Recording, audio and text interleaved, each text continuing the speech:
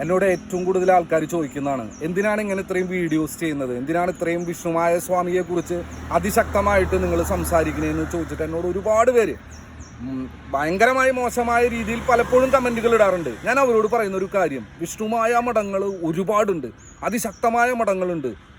ആയിരക്കണക്കിന് വർഷങ്ങളായിട്ട് അതിശക്തമായിട്ടുള്ളൊരു ശക്തിയാണ് വിഷ്ണുമായ സ്വാമി. അതിനെക്കുറിച്ച് ആരെങ്കിലും സംസാരിക്കണ്ടേ? വലിയ വലിയ മഠങ്ങളിലുള്ള ആൾക്കാർ ഒന്ന് വന്ന് വിഷ്ണുമായ സ്വാമി ഇത്രയും ശക്തനാണ് എന്ന് ഒരു വാക്ക് പറയുമ്പോൾ എത്രയോ ആൾക്കാർ അതിൽ മോട്ടിവേറ്റഡ് ആയി പോകും. എത്രയോ ആൾക്കാരുടെ ജീവിതത്തിൽ അതൊരു പ്രതീക്ഷയായിട്ട് മാറും.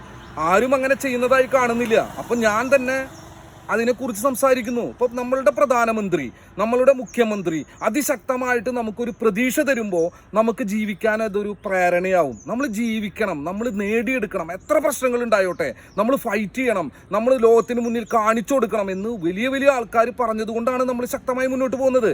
അത് എന്നെ കൊണ്ട് പറ്റാവുന്ന കാര്യങ്ങൾ ഞാൻ ചെയ്യുന്നു എന്ന് മാത്രം. വിഷ്ണുമായ സ്വാമിയും ചാത്തന്മാരും അതിശക്തരാണ്, എല്ലാ ദൈവങ്ങളെ പോലെ തന്നെ അതിശക്തമായ ഒരു ദൈവിക ശക്തിയാണെന്ന് ഞാൻ ഉറക്കെ പറയുന്നു. അത് താല്പര്യപ്പെടുന്ന ആൾക്കാർക്ക് അതൊരു മോട്ടിവേഷനാണ്, ഒരു ധൈര്യമാണ്.